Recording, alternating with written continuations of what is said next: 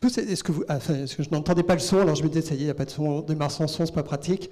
Donc en tout cas, bienvenue à tous, vous êtes nombreux dans cette salle ce soir, vous êtes aussi nombreux de l'autre côté de l'écran à nous suivre en distanciel.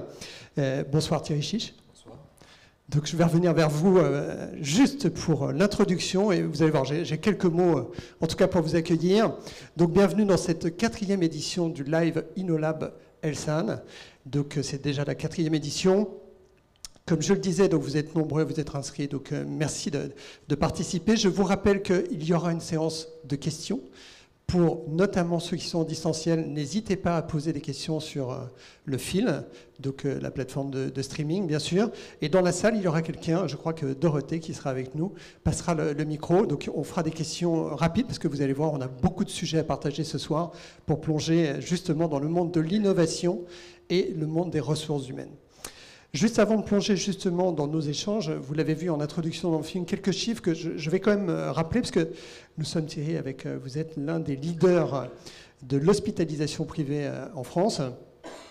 Vous avez plus de 28 000 collaborateurs, 137 établissements dans nos régions, plus de 2,2 millions de patients que vous accompagnez dans leur parcours de soins, et plus de 7 500 médecins, professionnels de santé qui sont engagés au quotidien. Et puis, en préparant cette rencontre, j'ai vu sur votre site, 2 Français sur 3 sont à moins de 50 km d'un de vos établissements. Donc, vous avez une très belle couverture au niveau national. Je vous rappelle que vous pouvez retrouver toutes ces informations sur le site www.elsan.care. Ça ne s'invente pas, il fallait effectivement créer le .care, c'était important. Ce soir, donc, on va parler d'innovation, on va parler de ressources humaines. Ressources humaines, donc évidemment, ce sont vos collaborateurs. Peut-être Thierry Chiche, donc vous êtes le président exécutif Elsan. Peut-être quelques mots d'introduction sur la vision d'Elsan, justement. Merci beaucoup. Et déjà, merci à toutes et à tous d'être présents ce soir.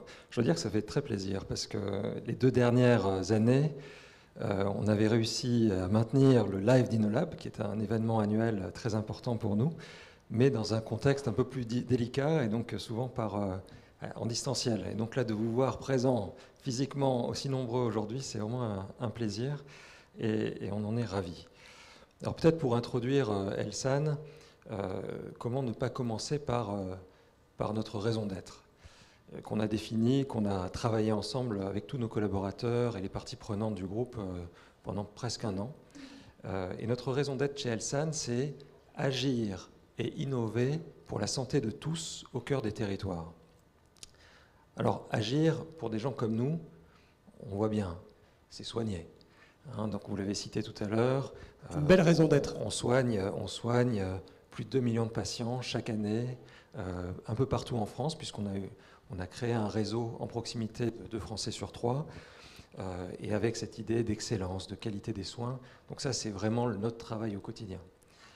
Mais le supplément d'âme d'Elsan, c'est non seulement d'agir, de soigner, mais de toujours chercher à innover. C'est vraiment un état d'esprit. Alors, bien entendu, c'est vrai dans notre cœur de métier, qui est le soin, avec l'amélioration des prises en charge des patients, avec les innovations médicales, avec toute la technologie qu'on va pouvoir mettre à disposition des équipes et bien sûr des patients, au bénéfice des patients. Donc ça, c'est de l'innovation qu'on imagine bien. Mais l'innovation, c'est plus que ça. L'innovation, c'est vraiment un état d'esprit. C'est de se dire comment traiter un nouveau problème avec peut-être une nouvelle recette, avec une nouvelle façon de penser, avec des nouveaux outils. Et c'est vrai dans le soin, mais c'est vrai aussi dans plein d'autres domaines que le soin, en support du soin.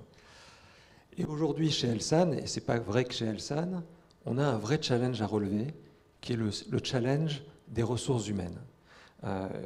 Les 2 années qui viennent de s'écouler ont un peu maltraité les vocations et un peu questionné les soignants sur le sens de leur travail, sur leur envie finalement de se donner au service des patients tous les jours, de donner toute l'attention qui fondent le soin au quotidien.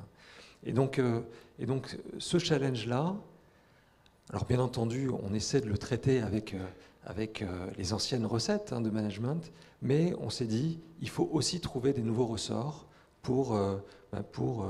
pour aider les managers, pour aider les équipes à se remobiliser au service des patients. Et donc, c'est là que notre supplément d'âme prend tout son sens. C'est là qu'on doit pouvoir être innovant pour trouver des nouvelles solutions à ce challenge-là.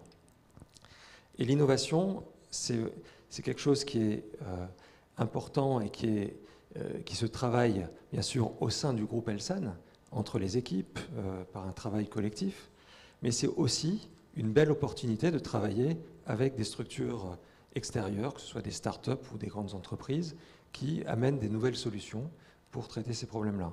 Et d'où votre présence ce soir aussi avec nous, à nos côtés, parce qu'on est convaincus que l'innovation, c'est quelque chose de collectif, et pas que collectif en interne d'Elsan, mais collectif de manière large. Voilà, donc je sais que ce soir, on va voir plein de très beaux exemples d'innovation dans le domaine RH. Peut-être que d'ailleurs, ce soir, ça va donner des idées à certains d'entre vous qui sont des innovateurs dans l'âme pour trouver des nouvelles solutions quand vous allez entendre les problématiques du groupe. En tout cas, voilà, l'innovation, c'est sans fin. Et donc, merci encore pour votre présence et pour nous aider à stimuler l'innovation au sein du groupe. Merci Thierry Chiche. Donc on voit l'innovation, vous pouvez l'applaudir, parce que je sens qu'il y avait des gens qui voulaient applaudir, donc on peut, c'est aussi ça les joies du direct, parce que je vous rappelle que nous sommes ce soir en direct. Thierry Chiche, merci pour cette introduction. Donc on voit que l'axe de l'innovation est un axe stratégique pour le groupe, donc c'est important, et que vous le rappeliez était une chose primordiale. Je vous propose tout de suite de plonger un petit peu dans des exemples. Nous venons d'en parler. On va découvrir des exemples ce soir de réalisation où on va mélanger l'innovation et les ressources humaines. Et effectivement, ces deux mondes qu'on n'a pas toujours tendance à faire en adéquation, mais il y a de belles adéquations, et vous allez voir ce soir, on a de beaux exemples qui sont à parcourir. Par contre, peut-être en préambule, je vous propose, juste avant de rentrer dans ces exemples, de prendre un tout petit peu de temps pour mieux comprendre les relations entre l'innovation et les ressources humaines. Et donc, tout de suite, pour la première table ronde, on va rentrer dans une question toute simple, c'est enjeu du secteur des ressources humaines en santé, évidemment, et l'innovation. Et je vais inviter nos trois premiers intervenants à nous rejoindre sur scène. Allez, donc j'appelle Anne Charon. Bonsoir Anne. Vous posez où vous souhaitez. Anne, vous êtes la directrice associée de la Société d'études et de conseil BVA. Donc certains d'entre nous connaissent bien sûr. Anne Portavassoli, excusez-moi. Donc voilà. Donc vous êtes la directrice du développement des ressources humaines Elsan. Donc ce qui n'est pas tout à fait pareil que la directrice des ressources humaines. Donc là, on est dans le développement. Et vous nous en parlerez tout à l'heure. Et Antoine Laurent, on a parlé de partenariat. Thierry Chiche parlait de partenariat tout à l'heure. Donc vous êtes l'un des partenaires Elsan, côté innovation, côté ressources humaines, évidemment, parce que vous aidez à recruter et à faire du remplacement. Vous êtes cofondateur et président de la plateforme Hublot, premier outil, c'est bien ça, premier outil de gestion des remplacements dans le monde de la santé. Donc, et on reviendra tout à l'heure sur les partenariats que vous avez mis en place. Donc bonsoir à vous trois. Bonsoir. Bon voilà, ça c'était pour tester les micros marchent, donc ça c'est important. Donc tout de suite, on va rentrer dans le vif du sujet. Donc on va parler d'attractivité, on va parler bien sûr de fidélisation, d'engagement. Alors Anne, on s'est déjà croisé sur des plateaux, donc vous allez voir, j'ai des questions qu'on a déjà partagées. On va parler d'absentisme, parce qu'il y a plein de choses à comprendre, à imaginer pour aller plus loin, pour mieux comprendre les besoins, les attentes aussi de vos collaborateurs. Tout ça dans un monde post-Covid, il faut toujours se le rappeler. On aimerait que ça soit vraiment derrière nous maintenant, mais dans un monde qui est peut-être en pleine transformation, voire mutation, certains le disent. Donc, Anne Portavassoli, je vous propose tout de suite de répondre à une première question, c'est comment appréhendez-vous ces nouveaux enjeux, ces nouveaux codes, notamment du côté fidélisation et attractivité, notamment pour le groupe Elsan. Merci Eric. Donc, vaste sujet. Tout d'abord, les nouveaux enjeux. Ils sont doubles. Tout d'abord, il faut savoir qu'il faut répondre aujourd'hui à de nouvelles aspirations des candidats et des collaborateurs. Plus de flexibilité, plus de sens aussi. Thierry Chiche en a parlé. Et plus de responsabilité pour certains. Mais il faut aussi savoir maintenant utiliser, pour recruter et fidéliser, les nouveaux modes de consommation et donc les outils digitaux. il faut pouvoir, en effet, être visible en plus grand nombre. Il faut savoir être accessible et réactif. Et donc, pour cela, le digital est clairement un accélérateur pour être en contact. Mais j'ai envie de dire aussi que si en 2021, on a pu diffuser 3000 annonces sur tous les métiers, traiter plus de 25 000 candidatures et recruter plus de 3000 collaborateurs. Certes, le digital y a aidé, mais ça a aussi été possible parce qu'on a, depuis 1 an, capitalisé sur des cellules de recrutement territoriales, des RH et des soignants qui vraiment se sont mobilisés. Donc le digital, certes, a un intérêt et nécessaire, mais cela va forcément avec une activité des ressources humaines, hein, et l'homme et la femme sont derrière, en tout cas, cette démarche. Je dirais aussi que pour l'intégration des collaborateurs et la formation, on a également énormément développé de parcours de formation, mais ça, je crois qu'on en parlera tout à l'heure. Exactement, ça sera l'un des sujets. Mais en tout cas, vous le disiez, avoir une notion aussi on parle de Thierry Chiche a dit en introduction, ce soir on est dans la vraie vie, il y a le digital, oui, mais il y a aussi les rencontres, et donc même au niveau du territoire, c'est important de pouvoir rencontrer les gens là où ils sont, bien sûr. Deuxième point, on parle aussi beaucoup d'engagement. Alors, Anne Charon, je vais me tourner vers vous. On parle d'engagement au service de l'efficience, de la qualité de vie de l'entreprise, de la qualité aussi des services qu'une entreprise peut délivrer dans son quotidien. Alors, vous développez énormément d'outils, d'études, de baromètres. À travers vos baromètres et sur ce mot engagement, quels sont les points saillants que vous avez pu examiner? Alors, d'une façon large, on fera peut-être un petit passage par le monde de la santé, vous pourrez rebondir évidemment, mais d'une façon un peu large, qu'est-ce que vous voyez derrière ce mot engagement? Oui, alors donc tout d'abord, pour la définition de l'engagement, c'est vraiment ce lien émotionnel, hein, qu'on va pouvoir ressentir avec son entreprise, son organisation. C'est un peu l'enthousiasme qu'on peut ressentir, la connexion. Ensuite, ce qui est maintenant assez clairement établi, c'est vraiment ce lien non seulement de corrélation, mais de causalité, entre les facteurs d'engagement dans l'entreprise et puis la performance, la qualité dont vous parliez, Eric. Donc ça, voilà, c'est des choses qui commencent vraiment à être clairement établies. Ensuite, chez BVA, ce qu'on va utiliser, c'est un modèle qui va regrouper les facteurs d'engagement en 4 piliers. Alors le premier pilier, qui est vraiment une fondation, c'est la sécurité physique, la sécurité psychologique, la sécurité économique. Et en fait, la sécurité, c'est quelque chose qui, jusqu'à relativement récemment, était considéré un peu comme un acquis. C'est quelque chose sans lequel on ne peut pas vraiment aller plus loin dans l'engagement, mais les collaborateurs considéraient, voilà, que c'était acquis dans leur entreprise. Et il y a 2 phénomènes en fait, qui sont intervenus au cours des dernières années, qui ont un peu mis ça à mal et remis la sécurité sur le devant de la scène en matière d'engagement. Le premier, c'est évidemment la crise sanitaire, avec la problématique de la sécurité physique, notamment évidemment dans les hôpitaux et les cliniques. Et puis le deuxième, en fait, c'est l'ouverture de certains secteurs à plus de concurrence. Par exemple, l'énergie ou les transports à plus de concurrence au niveau européen, et en fait qui ont créé des perceptions de risque de perte d'emploi chez certains collaborateurs, et donc remis sur le devant de la scène la sécurité économique. Alors ensuite, on a 2 autres piliers importants d'engagement, qui sont l'accomplissement et qui sont l'esprit d'équipe. Sur l'accomplissement, on en parlait tout à l'heure, c'est vraiment le sens de mon propre travail. Ça va être le sens de mon progrès dans mon travail, ça va être la reconnaissance d'autrui, par exemple. Et ça, c'est un pilier qui a toujours été important. Et là-dessus, en fait, on ne voit pas forcément beaucoup d'évolution au cours des dernières années. C'est un pilier qui reste clé. Voilà, c'est toujours été un élément majeur. On en parle beaucoup aujourd'hui, notamment dans les jeunes générations, soi-disant. Mais c'est un axe qui a toujours été très structurant. Trouver du sens dans ce que l'on fait. Je crois que Thierry Chiche, vous avez parlé tout à l'heure de vocation. Alors là, on est même en amont de savoir quel travail je vais faire. Le travail est juste le médiateur par lequel je vais me réaliser. Mais en tout cas, ce sens-là, il est toujours très présent. C'est un des 4 piliers. C'est ça, exactement.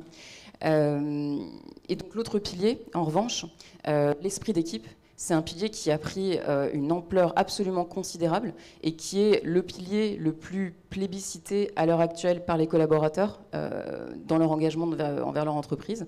Donc c'est tout simplement l'entraide, la camaraderie, et c'est ça qui en fait nous a permis de tenir pendant la crise sanitaire. Ce qui paraît juste du bon sens normalement, d'avoir un bon esprit d'équipe pour mieux travailler, ça paraît logique.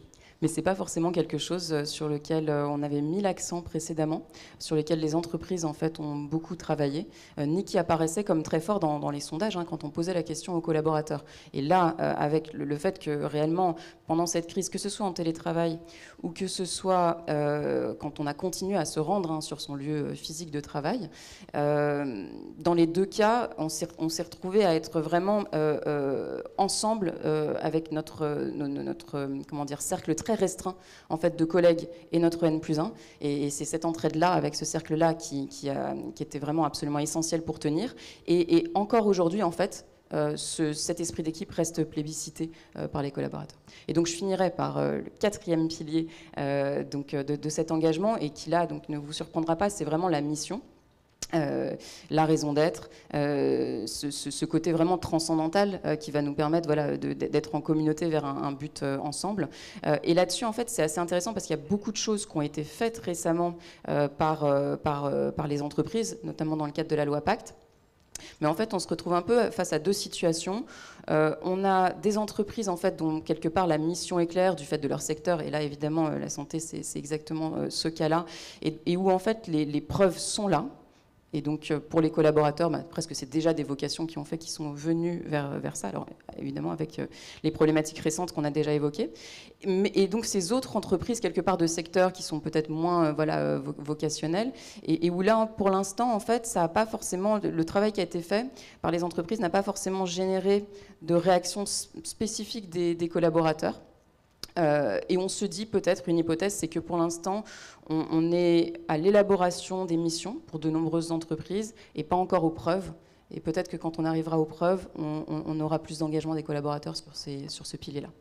Et donc du coup, derrière de vrais sujets de communication, c'est des sujets qui sont évidemment importants, notamment quand on veut donner envie l'attractivité d'une entreprise, il faut savoir communiquer. Antoine Laurent, donc, on parle d'innovation ce soir dans ce live. L'innovation dans le monde des ressources humaines. Donc là, vous êtes vraiment à l'avant-garde, si j'ai envie de dire. Alors nous, on développe une solution digitale au service des ressources humaines dans la santé. Donc effectivement, l'intersection de l'innovation RH et de l'innovation santé, on essaie de s'inscrire là-dedans. C'est autour de ça qu'est construit aussi notre raison d'être. Et moi, je pense que l'innovation RH dans la santé, bon, je prêche un peu pour ma paroisse, mais c'est le premier sujet, c'est le sujet majeur dans les établissements de santé. Mais pourquoi ? Parce que finalement, les gens, les équipes, c'est la valeur, l'atout principal d'un établissement de santé. Et si on regarde un regard très froid en termes de budget dans un établissement, c'est de loin le sujet le plus important. Donc il faut innover, investir tout sur les équipes. Et donc nous, on développe des solutions digitales pour aider à mieux gérer les remplacements, les recrutements dans la santé. Donc, c'est un sujet à la fois d'outils, mais je reviens sur ce qui était dit aussi précédemment par Anne, mais avoir un outil aussi performant soit-il pour innover dans les RH, pour digitaliser des processus RH, le recrutement, le remplacement, la fidélisation, un outil tout seul, ça ne sert à rien. Là, on parle de l'engagement digital. Je ne pouvais pas m'empêcher de rebondir là-dessus. Effectivement, c'est bien beau d'avoir des outils. Si on n'engage pas, c'est pas top. Et il faut derrière que les équipes opérationnelles s'en saisissent, transforment leurs pratiques, leur façon de travailler, et que les outils à la fois répondent à des besoins d'évolution des pratiques RH et les accompagnent. Donc c'est à la fois un sujet outil et conduite du changement dans tout ce processus-là. Donc, voilà sur... Une longue conduite du changement. Dans le digital, je crois que ça fait 20 ans qu'on nous parle de conduite du changement, mais on va y arriver enfin. Vous venez d'évoquer, Antoine, le fait que vous travaillez avec des établissements de santé, donc vous travaillez ensemble, Anne Porte-Vassoli. Une question pour vous, Anne, et après, Antoine, je vous laisserai rebondir. L'innovation passe par des partenariats. Alors j'imagine il y a Hublot, mais il n'y a pas que Hublot. Quelques exemples peut-être des passerelles que vous avez créées avec Hublot et le groupe Elsan. Oui, alors avec Hublot, ça a démarré en 2018. de ce que tu me disais. C'est déjà une longue histoire dans le monde Oui. du digital, dites-moi. Donc les fondateurs donc de la start-up Hublot sont venus toquer à notre porte avec une solution qui était vraiment innovante du coup à ce moment-là et peu développée en fait. Le principe répond, en tout cas répondait et répond toujours hein, à une problématique. C'est la difficulté, dans un délai très court, de pouvoir combler des absences dans des services. Et donc, on s'est dit que ça valait le coup de tenter, en tout cas de tester la solution. En fait, on est en 2022 et on a aujourd'hui un peu plus de la moitié de nos établissements qui utilisent la plateforme et qui en sont satisfaits. Très beau taux d'engagement et de satisfaction, en fait. Exactement. Et l'autre intérêt aussi, hein, quand même, c'est que ça permettait de mettre en contact de façon vraiment directe à la fois les établissements qui avaient des besoins, qui ont des besoins, puisque c'est toujours le cas. On parlait, je crois, de plus de 100 000 collaborateurs qui manquaient, alors pas chez vous, mais d'une façon globale dans la profession. Ouais. C'est ça, vous confirmez hein, ce chiffre qui est énorme. Et qui permet donc de mettre en relation les établissements avec des personnes qui sont plutôt là pour faire des vacations externes à l'établissement, mais qui permet aussi à des collaborateurs de se positionner s'ils souhaitent effectuer une mission en plus de leur activité. Donc ça permet vraiment de répondre à la fois à un besoin ou à une envie d'un collaborateur, mais aussi à des personnes qui font des vacations régulièrement dans plusieurs établissements. Une mobilité, c'est aussi ça ce que l'on doit avoir, c'est le maître mot. Très bien. Donc du coup, en tout cas, peut-être Antoine, un complément dans ce partenariat, donc une histoire d'amour, hein, 4 ans, là on peut le dire. Non, mais ce qui est intéressant aussi dans ces 4 ans, c'est que ça s'est passé par étapes et la façon dont on a travaillé ensemble s'est renforcée. On a commencé à travailler avec quelques établissements à Nantes notamment pour montrer comment la solution fonctionnait, se nourrir aussi avec les équipes opérationnelles des retours terrain pour faire évoluer la solution et l'améliorer pour qu'elle réponde de plus en plus aux besoins.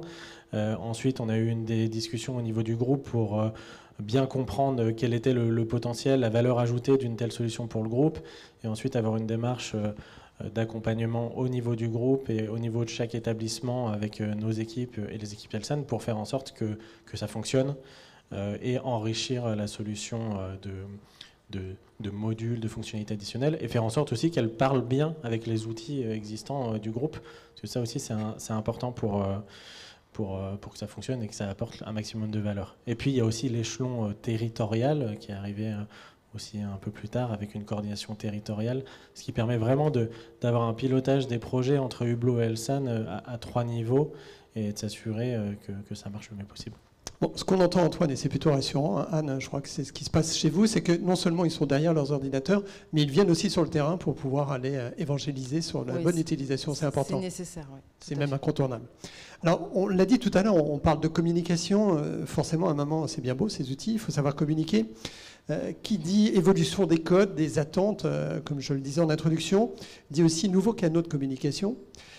J'ai envie de vous poser une question à vous trois. Alors, peut-être on commencera par vous, Anne. Vous m'aviez arrivé tout de suite. On parle des réseaux sociaux. Alors, j'ai envie de dire réseaux sociaux, ceux qu'on connaît tous, mais aussi réseaux sociaux internes. On ne va pas faire une table ronde sur le sujet, mais ça pourrait être un vrai sujet. Est-ce qu'il faut les utiliser ou pas, les réseaux sociaux, Anne? Alors, oui. Il faut les utiliser, d'autant plus qu'on les utilise, donc ce serait dommage de dire non. Ça fait partie aujourd'hui des modes de communication des entreprises. D'une part parce que c'est un superbe vecteur de communication de la marque employeur des entreprises, et donc Elsan fait partie de ces entreprises qui a à cœur de montrer toute la variété et la qualité des métiers qu'il peut y avoir dans le groupe. Oui, mais...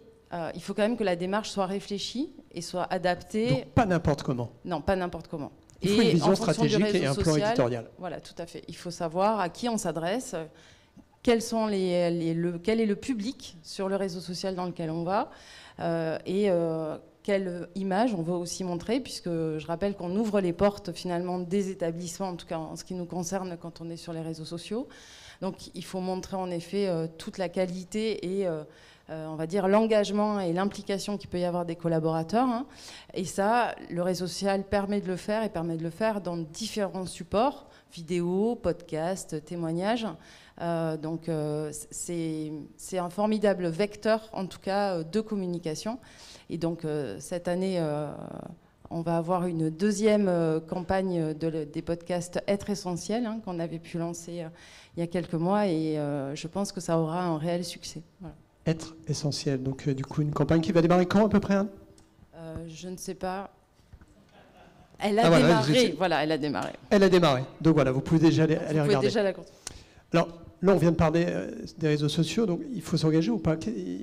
À votre avis là-dessus, notamment par rapport à vos outils d'études, en un mot ? En un mot, oui. Non, je vais vous répondre sur un axe spécifique qui est celui de l'inclusion et de la diversité.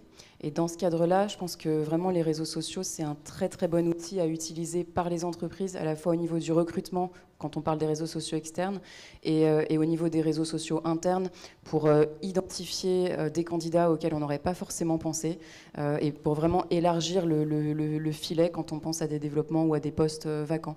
Donc vraiment, on peut utiliser vraiment cette opportunité-là. Ça ouvre des champs des possibles beaucoup plus larges que peut-être certains canaux classiques, sans oublier les canaux classiques. Hein. Encore une fois, c'est important. Il n'y a pas que le digital dans la vie. Alors je me tourne vers vous, Antoine. Oui, les réseaux sociaux, évidemment. Vous les utilisez vous-même ?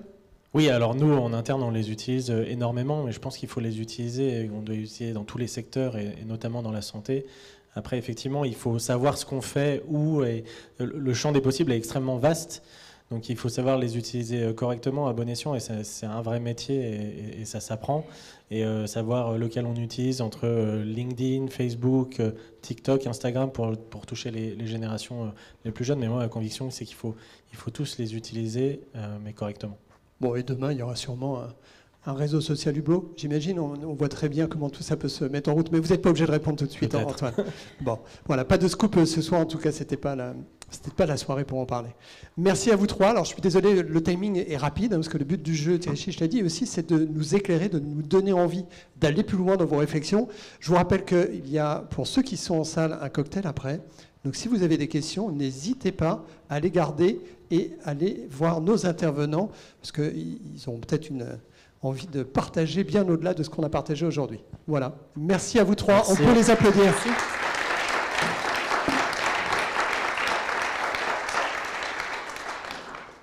Alors, avant de passer à notre table ronde suivante, donc où on va découvrir un premier exemple de réalisation de ce qui est fait chez Elsan, je vous propose de regarder un projet, une innovation là aussi, mais une innovation dans le monde de la communication.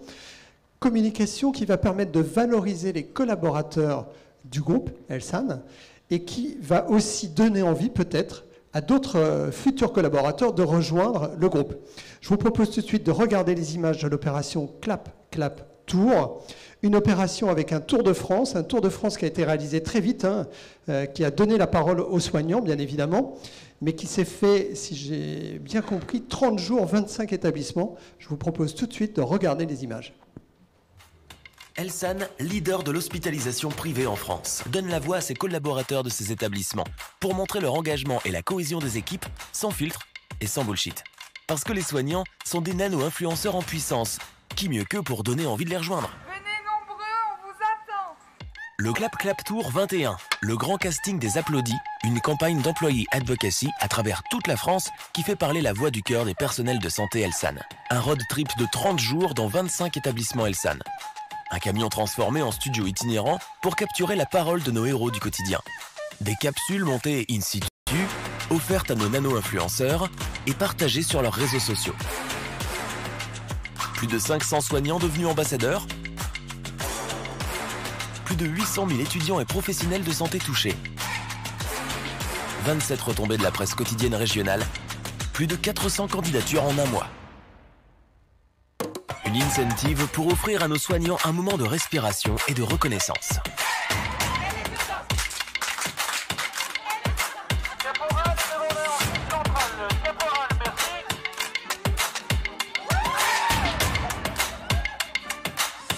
Clap Clap Tour 21, le grand casting des applaudis. Rejoignez-nous sur Elsan, www.elsan.fr.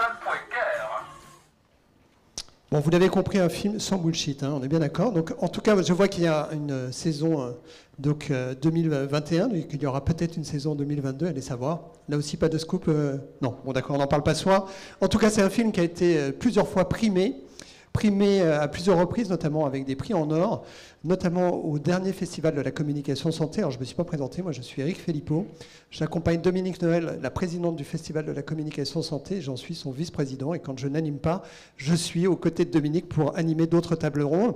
Vous avez aussi un prix avec le journal Stratégie, un grand prix de la communication santé de la revue Stratégie et un dernier prix bronze avec comme ENT, donc communication et entreprise, donc voilà un prix nombreuses fois qui a été un film qui a été nombreuses fois primé. Donc voilà, quand il n'y a pas de bullshit, il y a aussi une vraie réalité terrain qui s'est transmise, notamment auprès des jurys.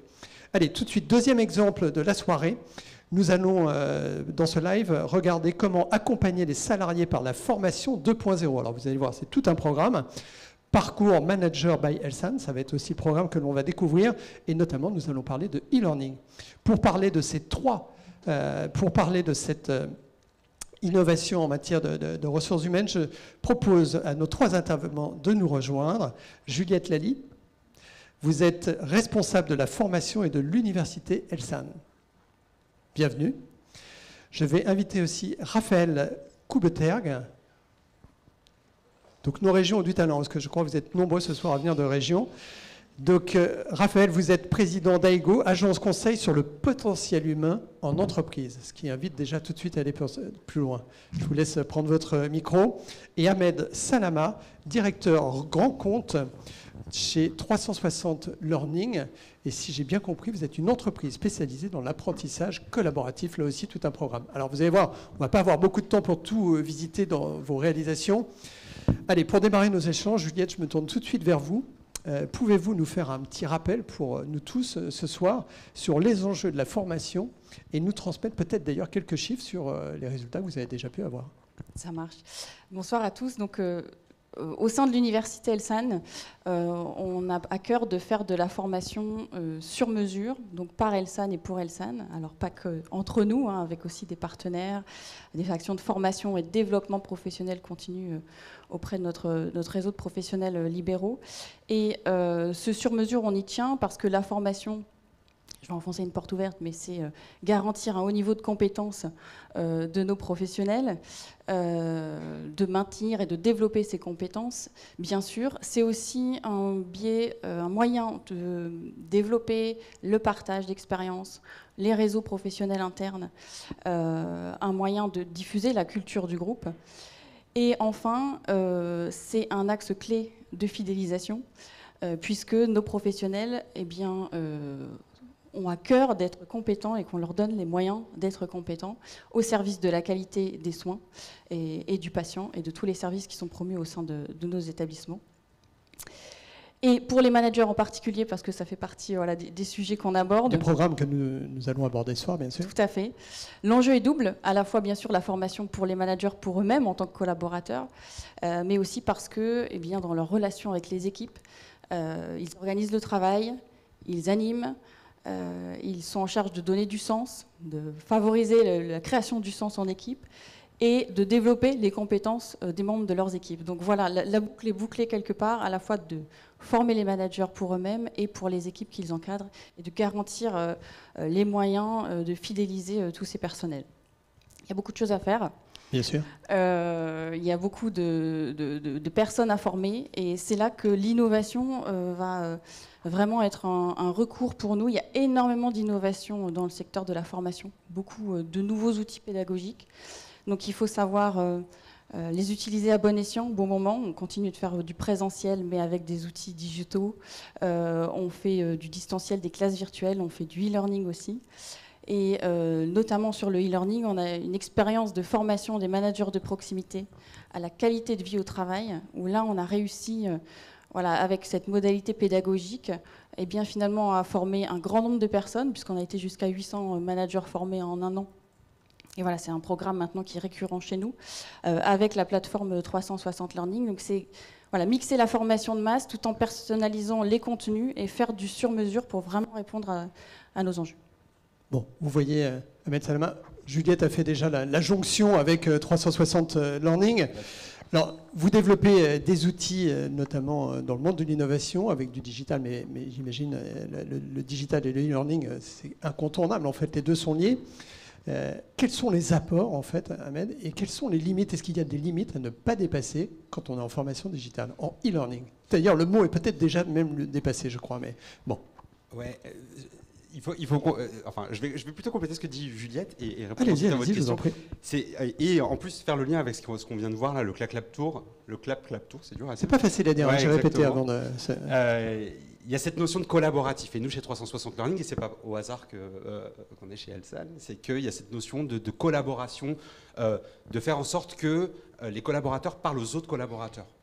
Qu'on ne soit pas sur une vision, vous la connaissez tous, hein, le top-down, il y a un formateur, un sachant. Oui, du haut vers le bas, du bas vers le haut. Parce on peut parler en français aussi dans le e-learning, c'est possible. Excusez-moi, un peu le cliché de la facile. tech. Ouais. Et voilà, le sachant qui arrive dans la salle, dans ce lieu sanctuaire un peu, qui arrive et qui dit moi je sais et je vais vous apprendre.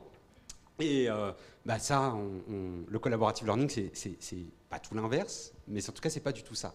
C'est justement être en capacité de se dire pour l'entreprise que tous les collaborateurs de l'entreprise sont des sachants et ont quelque chose à apprendre à quelqu'un d'autre.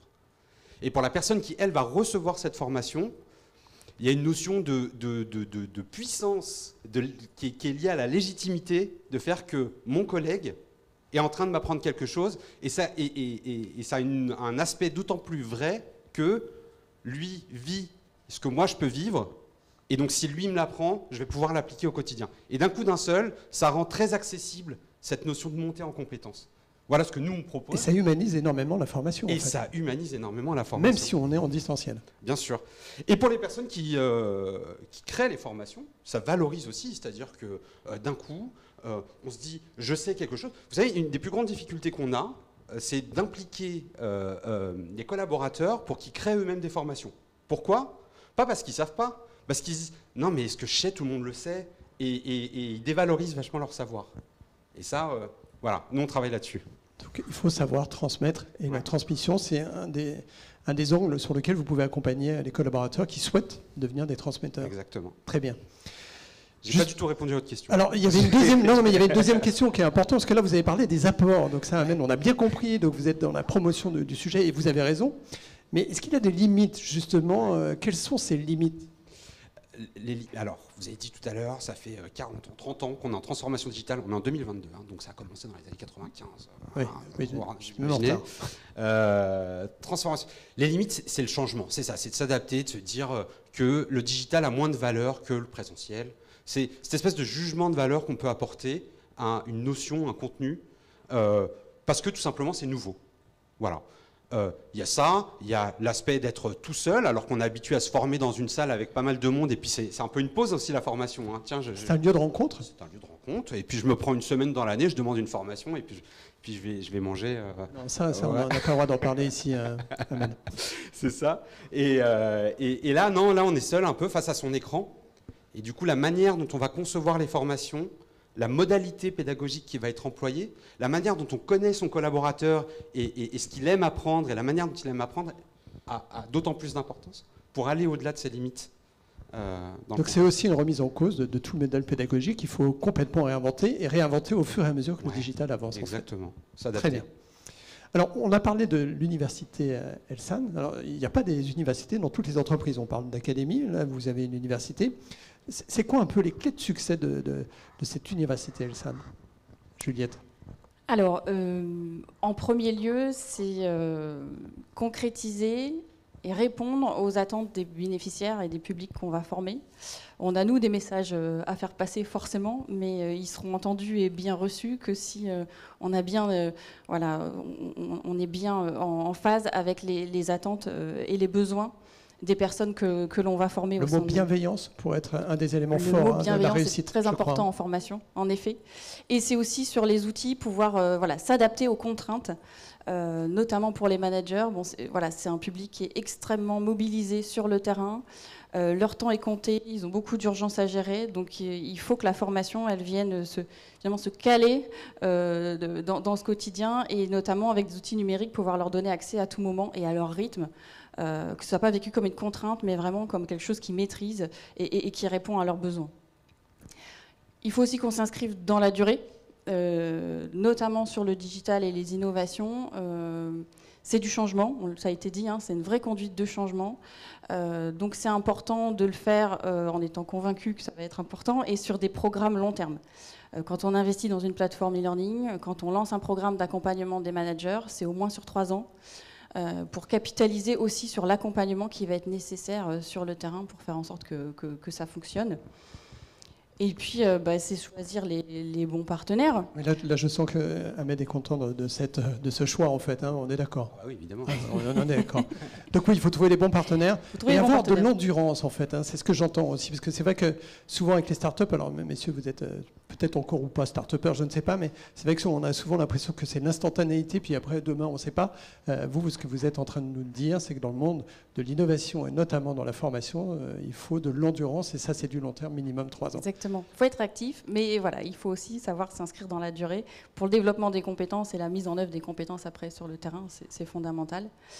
Et donc les bons partenaires, c'est ceux qui vont vraiment bien répondre à notre cahier des charges, comprendre nos attentes, notre besoin, notre raison d'être et pourquoi est-ce qu'on a besoin de former les personnes, et qui vont aussi apporter forcément leur supplément d'âme, leurs idées, les choses que nous on n'aurait pas perçues, parce que je l'ai dit, il y a énormément d'innovation sur le secteur de la formation et on n'est pas expert dans tous les sujets, donc il faut aussi qu'on puisse être à l'écoute et avoir une vraie relation de confiance.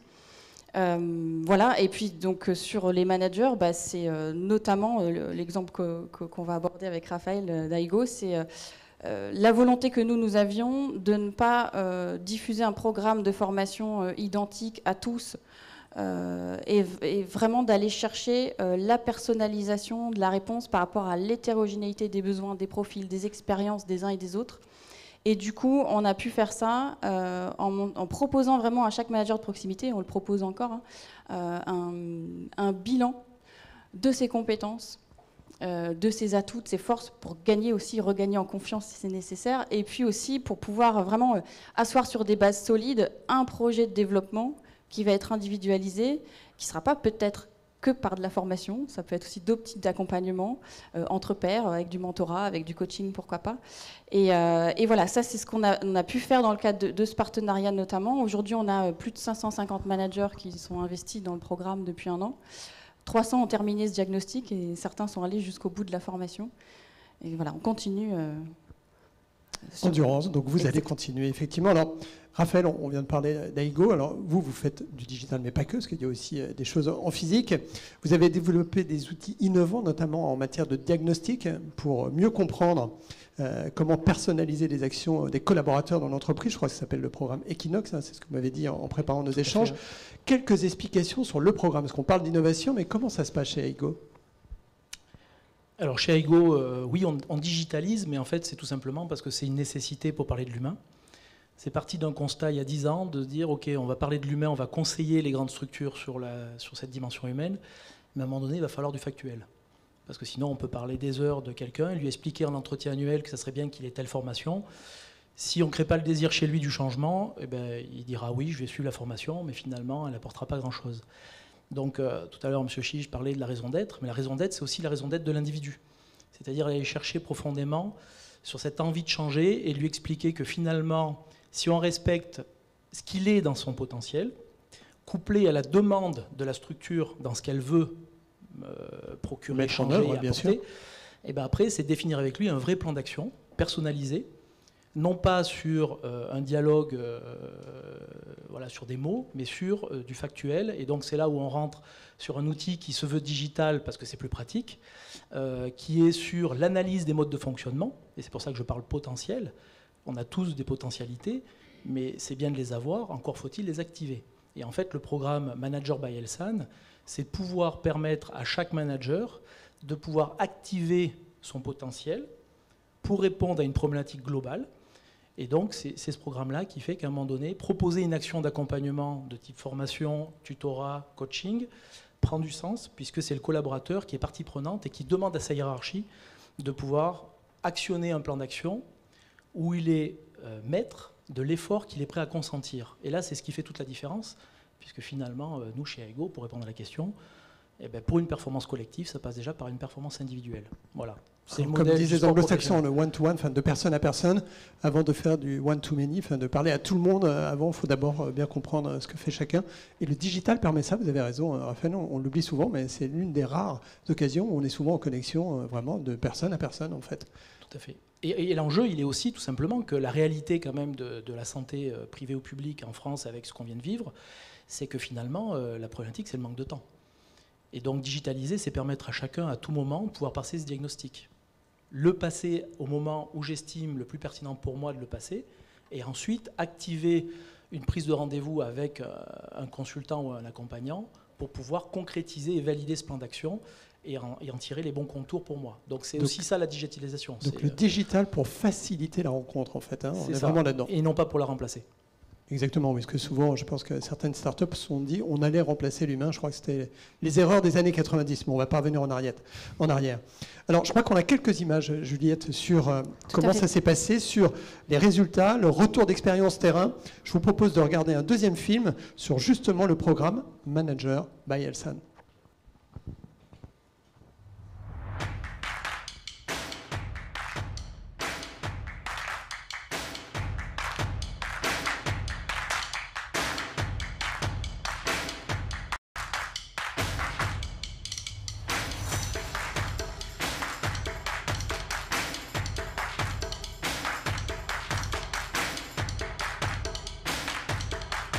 Alors j'ai trouvé ce travail comme introspectif, vraiment riche d'enseignements, étonnant de réalisme aussi, d'apprendre autant à se connaître au travers d'un questionnaire, je ne m'attendais pas à ça. Ça m'a même épatée de voir à quel point toutes les réponses qu'on peut donner, mais qui sont quand même relativement vagues, peuvent aboutir à une conclusion aussi fidèle à ce qu'on est et ce qu'on connaît de nous, en tout cas. Et des fois, ce qu'on ne connaît pas aussi et qu'on peut améliorer. Je trouvais que cela nous donnait accès à des thématiques de formation auxquelles, justement, on n'a pas forcément accès habituellement, sur vraiment des thématiques proches de notre quotidien. Par exemple, comment manager les transformations de façon agile. Voilà, donc ces thématiques-là ne sont pas proposées classiquement. J'essaye tous les matins, par exemple, d'aller voir les équipes et de faire un petit état des lieux de l'humeur, par exemple. Alors, je prends plus de recul face aux situations. Voilà, je suis quelqu'un quand même d'assez speed en général et j'ai besoin que les choses avancent rapidement. Et c'est vrai que cette formation, ça nous apprend quand même à prendre du recul, d'être plus dans l'analyse. Voilà, donc c'est vrai que ça m'a donné pas mal de méthodologie et ça m'aide au quotidien. J'ai pu rapidement le mettre en pratique. Je dirais que c'est vraiment différent, que c'est une expérience novatrice et que c'est intéressant d'avoir l'opportunité de se lancer dans ce genre de nouveaux projets. Qui n'hésitent pas, qui foncent.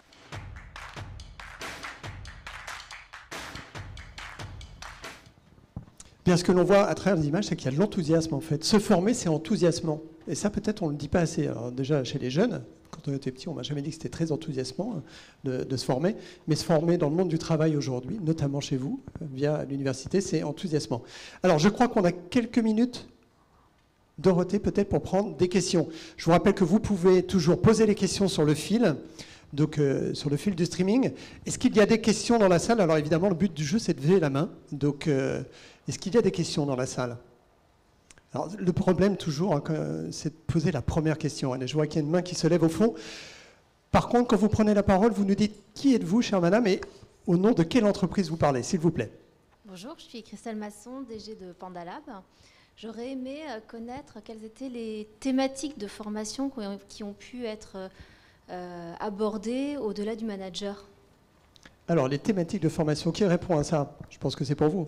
Alors, au-delà des parcours de management au sein de l'université Elsan, on adresse des formations bien sûr pour le soin, le cœur d'activité de nos professionnels. On travaille beaucoup sur les nouvelles compétences, les nouveaux métiers qui se développent, que ce soit au niveau des services d'hospitalité, d'adressage, de relations avec le patient, les parcours. Bien sûr, le management est un axe important en ce moment, la qualité de vie au travail.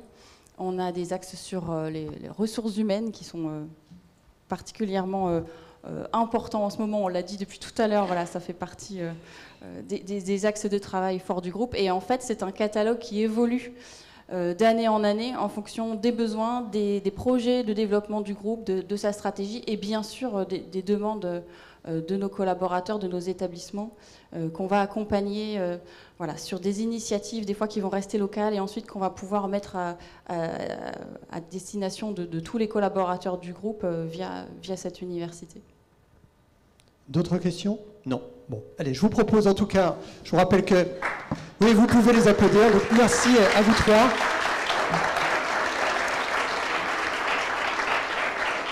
Ça soulève plein de questions, alors c'est vrai que peut-être ce sera du one-to-one, comme on dit, donc tout à l'heure, il y aura peut-être des séances de questions complémentaires, donc préparez. Ah, j'ai un peu de l'arsène, je ne sais pas pourquoi. Ok, c'est des joies du direct. Je vous propose de rentrer maintenant dans le troisième. Ça doit être désagréable, notamment pour les gens qui sont en ligne, parce que ça doit résonner un peu partout dans les tuyaux. C'est aussi ça, la vraie vie du digital, c'est que de temps en temps, ça ne marche pas toujours comme on le souhaite. Alors, je vois la régie là, qui s'anime sur tous les boutons de la table de mixage. Alors, j'ai un homologue qui s'appelle Eric. Eric, tu me donnes le top départ, c'est bon? Ok, le problème est réglé, donc on peut repartir. Donc, je vous propose tout de suite de rentrer dans le troisième exemple de cette soirée du live InnovLab d'Elsan, avec le programme d'intrapreneuriat Elsan, en partenariat avec le Hacking Health Camp, innové par et pour nos salariés. J'accueille tout de suite nos trois invités. Elodie Boronade, vous êtes cadre de santé au Medipôle Saint-Roch Elsan à, si j'ai bien pris mes notes, à Cabestany. Alors j'ai regardé quand même, j'ai regardé un peu sur Google Maps. C'est dans le 66, pas loin de Perpignan. Donc une région où il y a effectivement un accent qui chante, on va l'entendre tout à l'heure. Dorothée Moissy-Goirin. Donc merci Dorothée donc là, de nous rejoindre. Vous êtes la directrice de l'innovation d'Elsan. Et j'invite aussi à nous rejoindre Kevin Peria, CTO digital d'Elsan, et Dadel, l'assistant digital qui accompagne les patients. C'est très patient-centric, hein, l'application, mais pas que. Qui accompagne notamment les patients dans leur parcours pour améliorer leur parcours de soins et notamment un grand nombre de formalités qu'il faut faire avant, pendant et après, si j'ai bien compris la démarche de santé que nous avons tous à mener à un moment ou à un autre. Tout à fait ça. J'ai tout bon. Très bien. Allez, tout de suite, on va rentrer dans le vif du sujet, Dorothée. Ce programme sur l'intrapreneuriat Elsan. Comment ça se passe ? Alors, c'est un programme qui a été mis en place pour accompagner et valoriser les professionnels du terrain qui ont des idées innovantes eux-mêmes, en mettant... Peut-être juste, excuse-moi, l'intrapreneuriat, peut-être revenir sur la notion de ce mot, parce qu'il n'est pas encore si fréquent. Tout à fait. Alors, dans intrapreneuriat, on reconnaît la notion d'entrepreneuriat. La différence, c'est que l'intrapreneuriat va se réaliser à l'intérieur de l'entreprise. Donc, on sait qu'il y a des idées du terrain qui n'ont pas vocation forcément à donner lieu à la création de start-up de manière systématique. En revanche, c'est vraiment des idées qui viennent nourrir aussi les actifs de l'entreprise et les projets de l'entreprise. Et donc, on prend appui sur nos professionnels de santé qui connaissent bien la réalité du terrain, qui connaissent les problématiques et qui sont presque les mieux à même pour imaginer les solutions. Oui, ils sont dans la réalité de la vie aux côtés des patients, aux côtés de leurs collaborateurs. Donc effectivement, ils sont vraiment engagés au quotidien. Donc on peut partir du principe, ça va être le cas dans l'exemple dont vous allez nous parler, Elodie, que vos idées peuvent remonter et pouvoir se servir de ces idées pour aller plus loin. Tout à fait. Donc on met en place un accompagnement spécifique qui permet aux professionnels de santé de concrétiser ces idées. Et tous les professionnels de santé, quelle que soit leur expertise, peuvent postuler, soit en tant que porteurs de projet, soit en tant que contributeurs. Et donc pour ce faire, concrètement, on s'appuie sur notre partenariat avec Hacking Health Camp. Et donc ces porteurs et contributeurs participent à des ateliers qui, grâce à de l'intelligence collective et aussi à des compétences externes qu'on leur met à disposition, des designers, des développeurs, peuvent mûrir leurs projets. Et pour les projets les plus matures, ils participent au plus grand hackathon européen en santé digitale, le Hacking Health Camp, pour prototyper leur idée. Et donc concrètement, depuis... Et ça en 24 heures, hein, parce que c'est des 48 heures, ils ont 48 heures pour faire tout ça. Effectivement, c'est vraiment une dose très intense de créativité et d'innovation. Et donc derrière, on met à contribution toutes les directions fonctionnelles du groupe pour permettre derrière de concrétiser le projet. On le verra avec celui d'Élodie. Donc tout le monde se retrouve engagé. On peut dire que ce soir, c'est aussi un appel à projet. S'il y a des collaborateurs qui nous écoutent, on peut envoyer des projets. Vous êtes prêts à les entendre, évidemment? Tout à fait. On va relancer une campagne du coup, pour l'année qui vient et stimuler cette remontée de projets pour les accompagner au quotidien. Pour donner quelques chiffres, depuis 2019 que cette initiative a été mise en place, c'est 30 projets qui ont été accompagnés. Il y en a 5 qui ont pu participer au hackathon et dont 3 projets qui ont été primés. Pas mal, on peut les applaudir, hein, les projets, voilà, parce que c'est bien beau d'avoir une idée, d'arriver à la conceptualiser, hein, ce qui est déjà une deuxième étape, et en plus après aller porter cette idée et ce concept devant un hackathon et après être primé, c'est plutôt pas mal. Merci Dorothée. Élodie, vous avez développé vous un projet. Quel est-il exactement ce projet ? Et comment avez-vous été accompagné, je crois, dès 2019, dans vos premiers ateliers de conception par les équipes Elsan? Donc ce projet, c'est un projet d'application mobile pour les patients insuffisants rénaux chroniques et leurs familles. L'idée, c'est de les accompagner dans leurs étapes du parcours de soins et également de simplifier tout le parcours qu'ils peuvent avoir au décours de leur maladie rénale chronique. Et du coup, comment vous avez été accompagné? Parce que Dorothée l'a dit, le groupe est là pour vous accompagner. Comment ça se passe au quotidien? Alors pour l'accompagnement, à partir de 2019, donc c'était d'abord, comme le disait Dorothée, le Hacking Health Camp, donc dans un premier temps. Ensuite, c'était un accompagnement au quotidien avec notamment toute l'expertise d'Elsan, avec tous les professionnels qui sont issus de milieux de corporations différentes, ce qui vient enrichir de fait le projet, puisque moi j'ai une vision qui est très terrain. Et ces expertises vont justement nous aider à maturer l'idée et à la voir se développer au quotidien et en faire ce qu'on voit aujourd'hui sur cette application en tout cas. Donc là aussi, le partage avec d'autres personnes. On a parlé beaucoup du digital et de l'innovation. Je me tourne vers vous, Kevin, parce qu'on va parler d'innovation et de digital, mais on voit bien qu'à chaque fois, si on oublie de laisser l'humain à sa place et donc de vraiment respecter la place que l'humain doit avoir dans tous les projets, on perd une dimension énorme. J'imagine que Dorothée, c'est aussi comme ça que vous travaillez sur ces travaux de développement des projets d'entrepreneuriat. Alors, Kevin, je l'ai dit tout à l'heure, vous êtes CTO. Alors, peut-être que pour certains, c'est très très clair. Je vais revenir aller juste en une phrase. Vous pourriez nous définir exactement ce que fait un CTO, parce qu'il y a peut-être une traduction française, tout simplement, de votre métier. Alors, en essayant de faire simple, du coup, oui, donc, évidemment. CTO qu'on peut traduire par directeur technique. Le rôle d'un CTO, si on essaie de faire simple, c'est de faire en sorte que la technologie soit au service de l'entreprise. Alors, c'est une belle phrase. Et derrière cette belle phrase, en fait, on va retrouver 2 ou 3 objectifs. Le premier, ça va être de permettre d'industrialiser la technologie pour pouvoir se lancer dans des grands projets, c'est important. Et au-delà de cette industrialisation, c'est aussi de conserver, de mettre en place une capacité d'innovation au sein de la société. Voilà. Donc ce sujet est un parfait exemple de ce. D'accord. Donc vous êtes très sollicité, j'imagine, parce que l'industrie est une chose, mais il faut d'abord, avant d'industrialiser, il faut récupérer les idées. C'est ça. Justement, quand vous avez travaillé avec Élodie, mais pas que, parce qu'il y a eu 30 projets, vous disiez déjà, sur ces dernières années, comment votre équipe a permis justement de concrétiser le projet d'Élodie?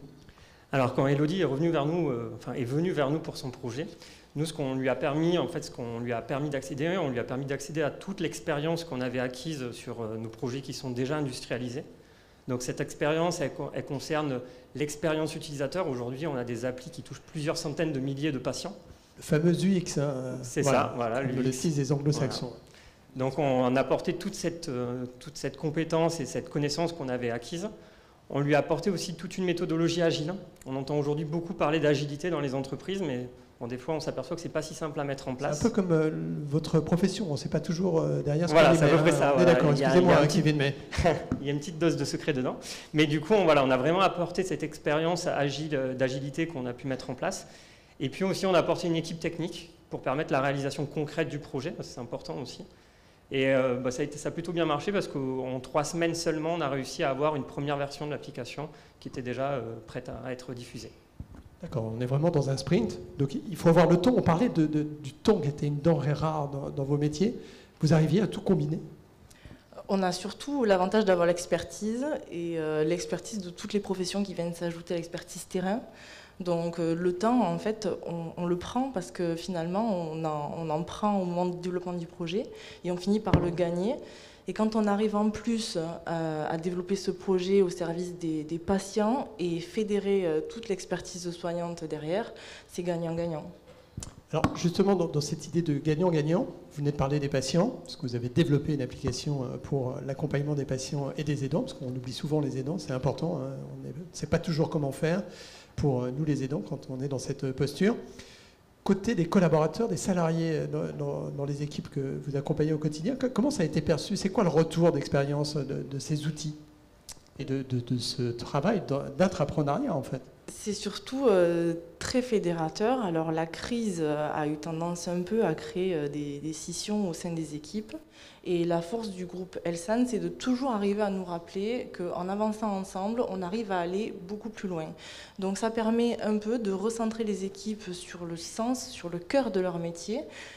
Alors, ça paraît une application mobile développée pour les patients, peut-être un peu loin des pratiques soignantes, mais finalement, on interroge surtout ces pratiques-là pour pouvoir savoir qu'est-ce qui va être contributif au parcours du patient.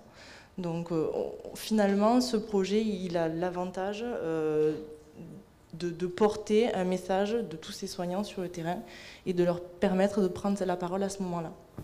D'accord. Après, comme on l'a dit avec Kevin, il faut, en préparant, on disait, il y a tout un travail de communication. Vous accompagnez Dorothée jusqu'à la communication, d'abord en interne et après en externe. Comment ça se passe là-dessus, sur les projets d'entrepreneuriat? Jusqu'où vous les accompagnez en fait?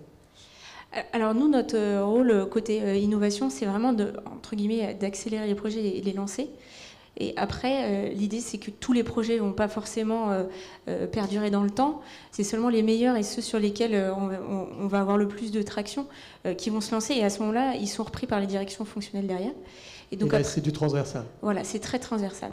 Et après, bien sûr, la partie communication, elle fait partie intégrante on l'a dit en introduction, hein, de tous les métiers d'Elsan.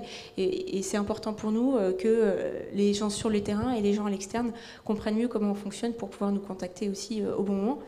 Et d'ailleurs, certains projets ont été contactés aussi de l'extérieur parce qu'il y avait des intérêts externes pour proposer des solutions techniques déjà toutes faites aux problématiques des soignants.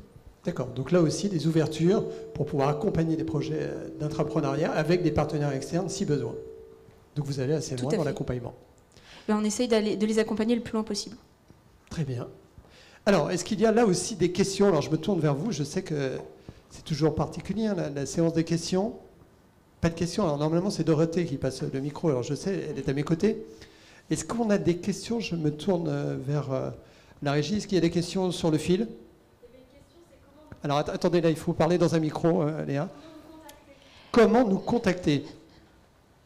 Alors très simplement, hein, on a une adresse mail innovation@elsan.care. Donc il ne faut pas hésiter à nous solliciter, que ce soit côté Sionnin, si vous avez des projets d'entrepreneuriat, des projets d'innovation ou des besoins d'innovation. Nous, on est vraiment à l'écoute. Et côté écosystème, effectivement, aussi pour nous proposer vos solutions. On est vraiment à l'écoute. On voit 2 à 3 solutions innovantes par semaine.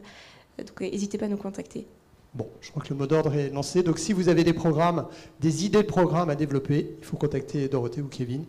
Et pourquoi pas vous aussi, pour partage d'expérience, on l'a dit, c'est aussi important. Vous partagez votre expérience déjà avec les collaborateurs au niveau d'autres établissements? Oui, mais ça c'est aussi l'avantage du groupe, hein, c'est de rencontrer des homologues. Il y a beaucoup de personnes comme moi qui vont aussi développer ce projet en interne, on l'espère. D'accord, donc là on est effectivement dans le déploiement de la solution. Merci à vous trois. Merci. On peut les applaudir.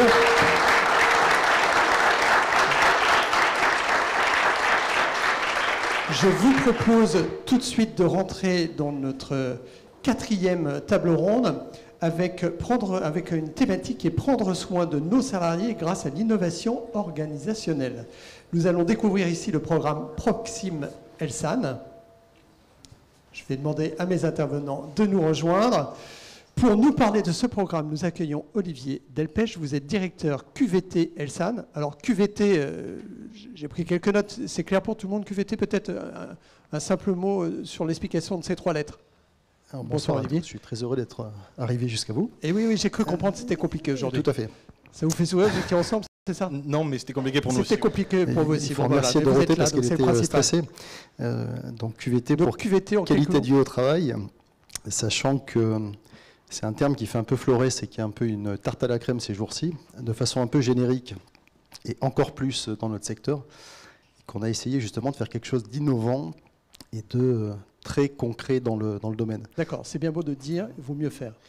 C'est mieux de faire que de dire, mais c'est bien aussi de dire ce qu'on fait. Voilà, j'attendais la suite. On va essayer d'être synthétique, puisque comme c'est le dernier atelier et que tout le monde commence à lorgner vers le buffet, c'est promis, on va être synthétique. Oui, vous avez tout repéré, Olivier, je comprends. Alors, Père Bestué, vous êtes responsable unité de soins à l'hôpital privé du Grand Narbonne, donc du groupe Elsan également. Je vais commencer, on a commencé avec Olivier, je vais rester avec Olivier, vous m'en voudrez pas tout de suite, Des Pierre. personnes âgées d'abord, Pierre. Voilà. Ça va pas être facile. On m'avait dit, vous allez voir, Olivier, il n'est pas facile en plateau, mais je comprends. Il me l'avait dit lui-même. Je crois que vous m'avez dit, vous êtes un bon client, donc je vous le confirme. Alors, Olivier Delpech, en quelques mots, ce programme et les objectifs de ce programme. Alors, en quelques mots, on a mis en place une enquête d'engagement annuelle. La première a eu lieu en 2019. Et plus de la moitié des salariés nous ont répondu, ce qui est une très bonne nouvelle quand il y a 10 000 personnes qui répondent. Un taux d'engagement qui est fort. Je me tourne vers BVA qui est encore avec nous dans la salle. Tout à fait. Alors après, c'est super quand les gens répondent. Ils ne répondent pas toujours ce qu'on aimerait qu'ils répondent. Mais ça, c'est la transparence de l'exercice. Et notamment, il y a 2 questions qui ont vraiment fait bouger à raison, à mon sens, les lignes. Il y avait une question, c'était ma clinique se préoccupe et prend soin des salariés, où en fait, la moitié des répondants, donc 5 000 personnes, nous ont dit non. Et il y a eu d'autres questions qui étaient, lorsqu'il y a un changement sur mon lieu de travail, la communication est bien faite, et le même pourcentage répondu, peut mieux faire. Donc suite à ça, on a décidé de lancer un programme qu'on a appelé Proxime Elsan. Il ne vous aura pas échappé qu'on est chez Elsan. Et Proxime pour proximité, l'idée étant de mettre les salariés en position d'acteurs sur leur quotidien, et vraiment de faire en sorte qu'ils soient à même de régler les problèmes qui les empêchent d'être bien dans leur job.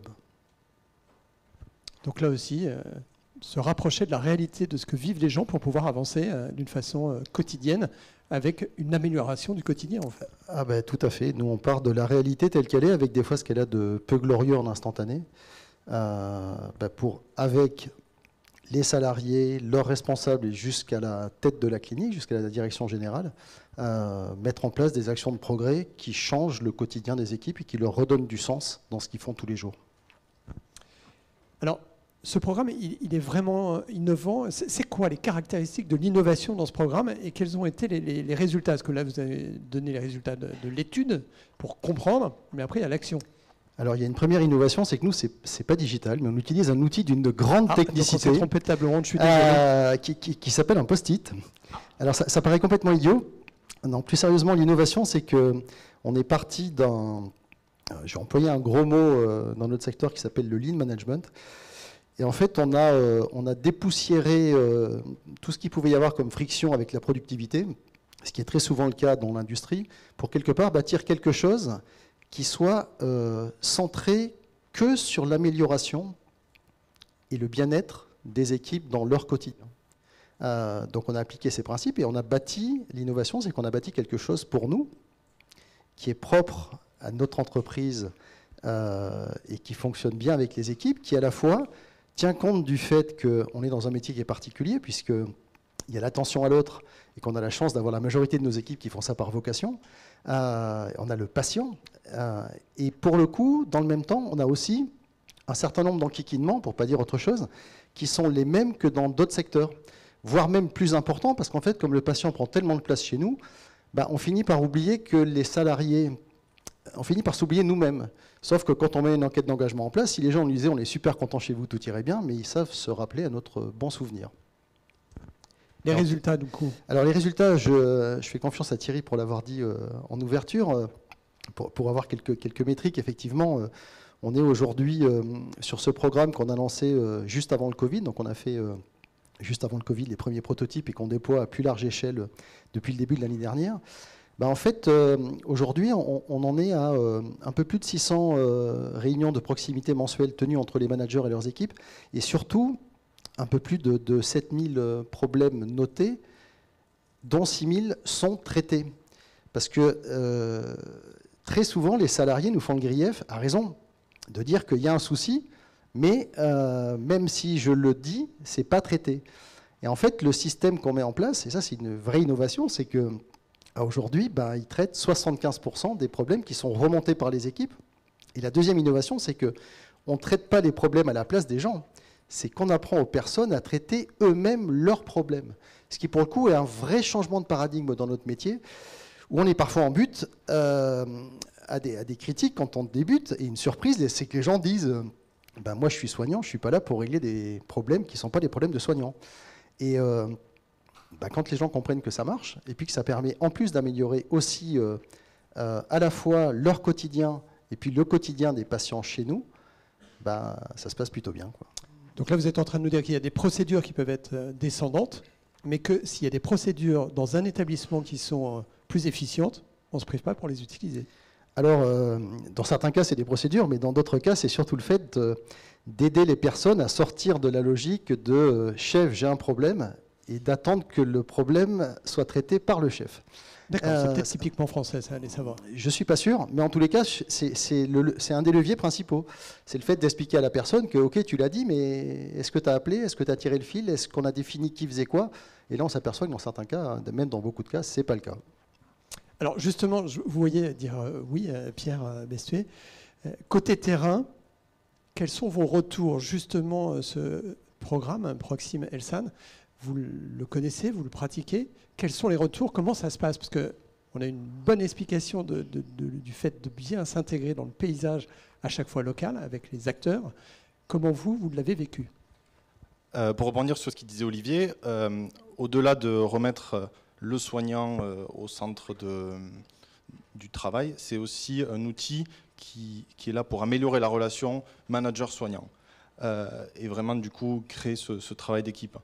Au niveau de la mise en place, moi j'ai eu des équipes très réceptives parce que le programme permet de créer un rendez-vous pluri-hebdomadaire avec les équipes pour qu'ils parlent de leurs problématiques de terrain sur 3 thèmes qui les concernent, qui concernent aussi les patients, dans le but d'améliorer les prises en charge, d'améliorer leur quotidien aussi. Les gens se confient assez rapidement?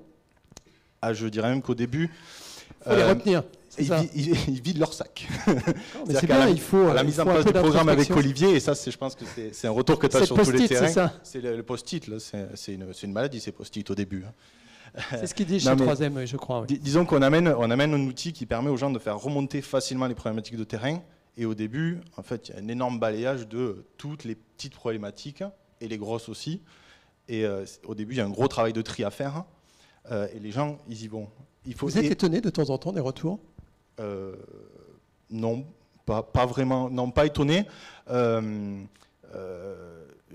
qui est pas étonnant, mais c'est des fois des gens qui au début étaient dans cette relation où chef, j'ai un problème, maintenant sont dans j'ai le problème, j'ai la solution. Ils sont devenus acteurs pour trouver des solutions. Ouais. Voilà. Voire même des fois, je pense que, alors à terme, on perd un peu d'informations, mais le problème est résolu avant de passer par l'outil. D'accord. Ça, c'est un bénéfice pour nous au niveau du terrain. Alors, vous parlez d'outils. Vous l'avez dit, quand même, juste une question, Olivier, il y a les post-it, d'accord, ça j'ai bien compris, mais il y a quand même un peu d'outils numériques. Comment ça se passe après? Est-ce que vous passez du temps dans votre... Il n'y a pas d'outils numériques, mais il y a aussi les feutres.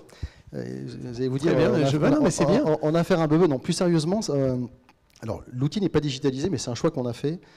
En fait, l'idée, c'était de dire que les problèmes dans ce programme étaient complémentaires d'autres façons de travailler qui étaient digitales. Et là, l'idée, c'était de dire que les problèmes étaient très concrets qui enquiquinaient les équipes. Donc, on a mis en place de façon très concrète dans les espaces de vie des équipes. Il y a un tableau et il y a 3 thèmes qui sont déclinés. Il y a la sécurité des salariés. L'idée, c'est de voir avec eux pour que quand il y a un risque dans leur service ou quelque chose où ils se disent on va avoir un accident, qu'ils puissent, comme le disait Pierre, agir et traiter le problème avant, soit en direct, soit avec l'aide de leur manager. Il y a un thème qui tourne autour du patient, mais pas le patient au niveau technique ou au niveau médical ou paramédical, mais dans son acception la plus globale. C'est-à-dire que des fois, la signalétique n'est pas bien faite, et quand on arrive dans un service, on a du mal à le trouver. Ben, crack, c'est de dire le service se prend en main à partir de la remontée des patients, donc, et met quelque chose en place. Et puis le troisième thème, qui est un peu l'open bar, c'est ce qu'on appelait les irritants du quotidien. Alors là, on commence à avoir un peu de recul, et en fait, sur 10 problèmes qui sont remontés, il y en a à peu près 2 à 3 qui concernent la sécurité, 2 à 3 qui concernent le patient, et quasiment la moitié, c'est les irritants du quotidien. Et là, on voit des choses en instantané qu'on a du mal à comprendre, et en même temps qui existent partout, même en dehors de notre secteur. C'est juste que quand on est 200, 300, 400, 500 sur un site, ben, mécaniquement, il y a des lourdeurs. Et puis, comme en plus, on est dans un métier où on n'est pas vraiment habitué à travailler en transverse, et on a un fonctionnement quand même qui est un peu plus siloté que ce qui peut exister dans d'autres secteurs, ben, on se retrouve, comme on déploie le dispositif dans chacun des services, parfois avec le même problème qui enquiquine, par exemple, le bloc opératoire et la pharmacie. La pharmacie se plaint du bloc en disant on n'arrive pas à bosser avec eux. Le bloc il y a un peu de silo par moment, je crois, dans les établissements. On n'arrive pas à bosser avec la pharmacie, puis crac, on s'aperçoit que quand on demande aux deux de travailler ensemble, eh ben, ça le fait, quoi. Et que dans certains cas, ils l'ont jamais fait. Et le résultat, c'est, comme disait Pierre, c'est d'apprendre aux gens qu'un certain nombre de choses sur lesquelles ils s'auto-censuraient, où ils se disaient bah non, ça c'est pas possible, de toute façon si je demande ce sera non, on s'aperçoit que dans certains cas, ben, quand ils demandent, dans certains cas c'est oui, et puis si c'est non au moins ils passent à autre chose, mais surtout c'est de leur faire comprendre que c'est eux les premiers acteurs de leur quotidien. Bien sûr, donc libérer la parole, ça c'est un élément important. Et donc deuxième outil, on est obligé de signer de son nom sur les post-it ou pas? Oui. Ah, voilà. La réponse est claire. Non, donc, oui, si vous me faites passer un post-it pour la fin de cette réunion, vous mettez votre nom. Oui, pourquoi? Parce que celui qui va faire remonter un problème ou un irritant de son quotidien va être celui qu'on va solliciter pour essayer d'amener une solution. Oui, il peut devenir ambassadeur pour trouver des solutions et transmettre aux autres. Il va être porteur de la résolution de son problème, s'il peut l'être, ou en tout cas en association avec son manager, essayer d'amener la solution. Donc c'est aussi responsabilisant pour les gens, plutôt que de dire il y a ça qui ne va pas, il y a ça qui ne va pas. Donc on verbalise et on agit. C'est ça. Verbaliser, le fait de communiquer à l'oral ou à l'écrit, c'est important. Et puis ça calme un peu les esprits, parce que c'est plus facile de dire il n'y a rien qui va, chef, tu t'es pas occupé de mon problème, quand la personne qui remonte le problème, bah écoute, alors qu'est-ce que tu vas faire pour le mettre en œuvre, toi? Ça permet déjà de filtrer un peu. Mais en fait, je vous ai menti, on a du digital. Eh oui. Ah bah voilà, on y vient. On a du digital. Je savais qu'on allait déraper avec Olivier à un moment ou à un autre, c'est le moment. On devait déraper, mais parce qu'en fait, on s'aperçoit que ce genre de système, il crée du progrès quand on démarre, et après, il faut le tenir dans la durée. Et ça, c'est pas... On en a parlé tout à l'heure, la durabilité des projets. Ça, c'est pas la partie la plus simple. Et en fait, il y a un petit bouclage qui est en place, et maintenant, qui aboutit dans une page digitale... Dans le système qu'on a qui s'appelle Power BI, qui permet de suivre justement au niveau de chaque établissement, au niveau de chaque service et au niveau de l'ensemble du groupe, bah, combien il y a de réunions qui sont tenues pour voir si ça ne fléchit pas, et surtout si sur chacun des thèmes on est toujours au même taux de résolution et pour voir si le système ne s'essouffle pas. L'état ça, c'est d'avancement des digitalisé. projets. Voilà. Très bien. Ça, c'est avec Kevin peut-être, c'est là où vos savoir-faire sont mis à contribution. Je vois Kevin vous dit oui, donc écoutez messieurs, merci en tout cas sur ce retour d'expérience. On peut les applaudir. Merci beaucoup. Je crois qu'on n'a plus le temps de prendre des questions. Non, je crois qu'on est un tout petit peu en retard sur le planning. Je suis vraiment désolé, notamment pour ceux qui sont devant leurs écrans. Donc, je vous propose en tout cas, messieurs, je vous laisse reprendre vos places. Restez avec nous, il y aura sûrement des questions pour vous après, au moment du cocktail. Je vous propose tout de suite, nous sommes à l'arrivée, à la fin de nos échanges, d'accueillir nos deux derniers intervenants. Donc Dorothée, je vous demande de revenir de nouveau avec nous. Donc Dorothée Moisy-Gouarin, on va parler plutôt de la partie innovation. Et Emmanuel Dechiraud, vous êtes directeur des ressources humaines d'Elsan. Donc un vaste sujet, on l'a vu, ressources humaines d'un côté, innovation de l'autre. Je vais commencer par vous, Emmanuel. Côté ambition sur le monde des ressources humaines, chez Elsan, c'est quoi un peu les ambitions pour les prochains mois, les prochaines années? Alors, vous l'avez constaté, une réunion comme ça, où on voit tous nos professionnels exprimer avec leurs partenaires toutes les innovations qu'ils portent, ça nous oblige. Ça nous oblige au titre des ressources humaines. Et notre ambition, bien sûr, c'est de faire de notre groupe, auquel tous nos professionnels sont attachés, un groupe qui est attractif, un groupe qui est attachant et un groupe qui est apprenant, c'est-à-dire qui va permettre à l'ensemble de nos professionnels de s'épanouir chez nous. Et en particulier, vous l'avez vu, l'attention à l'autre, ça fait partie de nos valeurs. Hein. Le soin, c'est finalement une première attention à l'autre.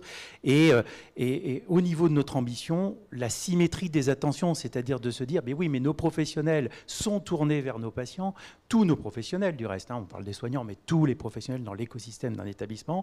Et donc, les ressources humaines, notre ambition, c'est aussi cette symétrie des attentions, c'est-à-dire de nous tourner vers nos professionnels et d'avoir les mêmes attentions pour eux, de les mettre en conditions de réussite.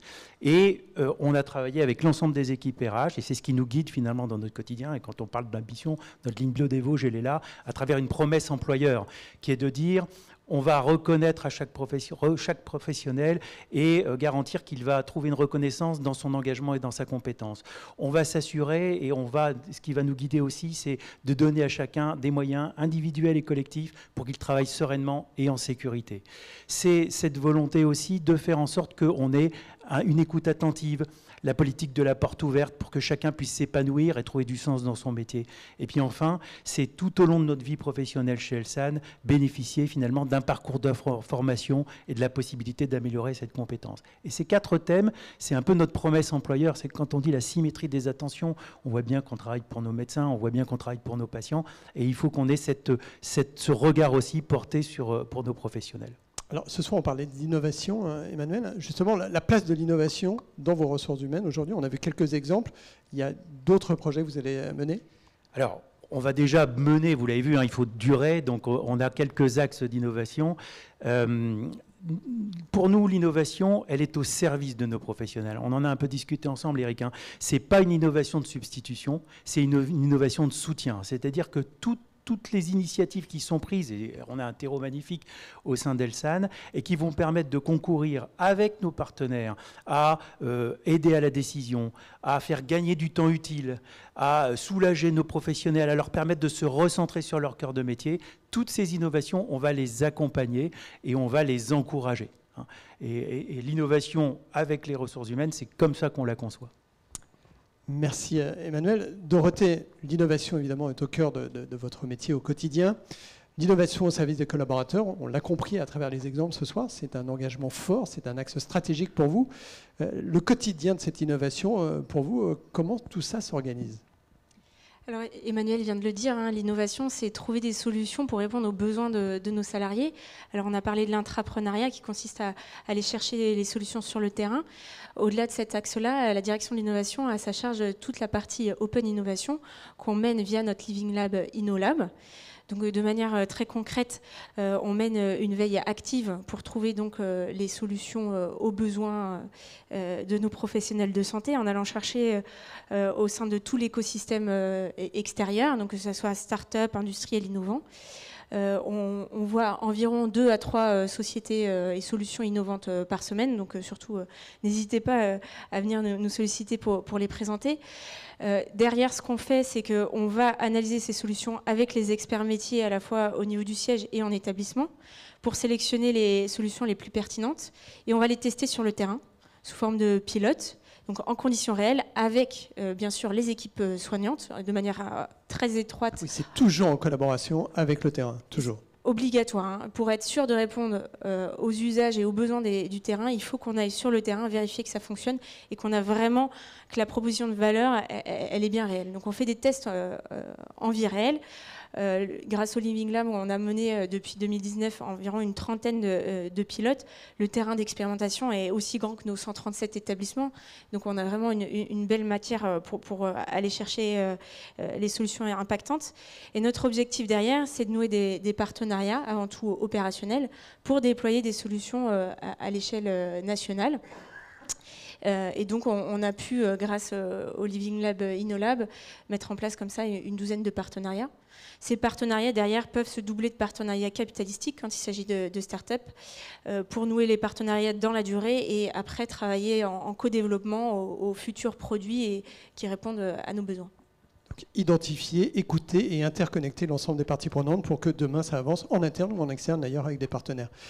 Juste pour comprendre aussi dans les évolutions, une dernière question très rapide. Il y a d'autres thématiques. Là, on a parlé beaucoup ce soir des ressources humaines, donc je me prépare pour le live de l'année prochaine. C'est quoi les thématiques qui vont venir ? Alors peut-être le premier point qu'il faut souligner, c'est qu'on a beaucoup travaillé ici l'innovation au service des RH, mais comme le soulignait Emmanuel, l'innovation au service des soignants, c'est aussi comment faire pour que leur quotidien soit facilité. Et donc on travaille évidemment avec toutes les autres directions sur ces sujets, via les démarches d'open innovation et puis via aussi tous les programmes de digitalisation qu'on peut mettre en place.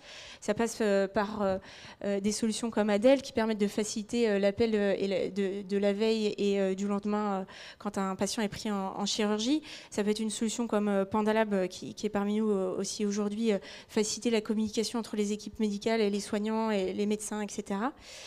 Donc ça, c'est vraiment le premier point. Il y a tout ce travail-là qui est en place et qui se déploie. Et après, la deuxième chose, c'est qu'aussi, on va travailler sur tous les enjeux du groupe et tous les thématiques d'innovation très foisonnantes en ce moment. On a notamment des pilotes en cours sur des sujets tels que l'intelligence artificielle et l'imagerie au service des urgentistes. On sait qu'ils ont besoin de soutien en ce moment, donc on travaille ça avec Incepto.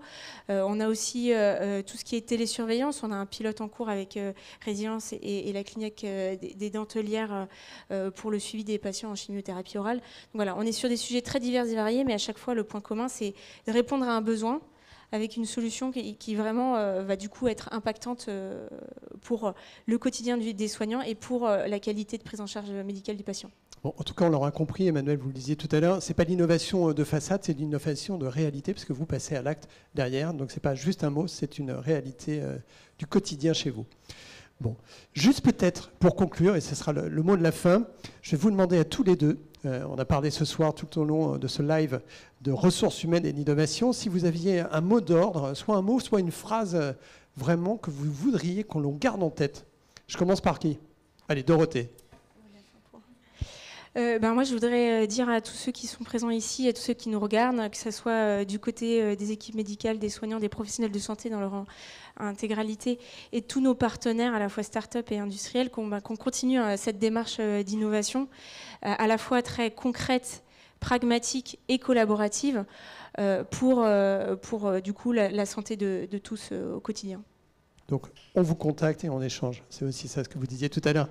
Emmanuel Deschamps, même question. Ça va ressembler un peu, mais moi je me disais en préparant cette réunion, c'est pas en améliorant la bougie qu'on a inventé l'électricité. Je dirais chez Elsan, on a un état d'esprit bien particulier, il faut oser, faisons ce pas de côté finalement pour l'innovation, et puis comme ça on portera bien nous tous et en coopération avec tous nos partenaires, parce que ce travail de co-construction que vous avez un peu perçu, il est essentiel, et il fait aussi partie de notre marque de fabrique, et c'est ça Elsan autrement. On parle souvent d'ailleurs de coopétition, parce qu'on peut coopérer tout en étant en compétition sur certains marchés. Merci à vous, on peut les applaudir. Merci à vous tous. Merci.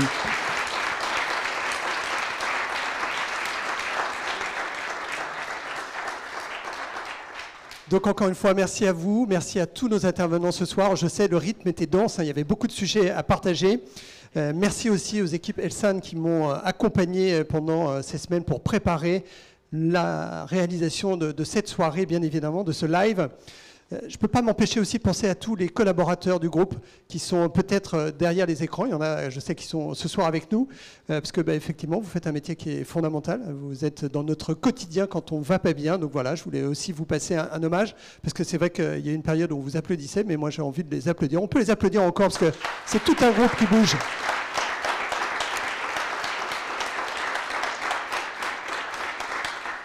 Merci en tout cas de nous avoir suivis aussi bien dans la salle, donc restez avec nous pour les questions. S'il y a encore des questions, je crois qu'on peut les poser via les emails du groupe, hein. Il n'y a pas de problème là-dessus.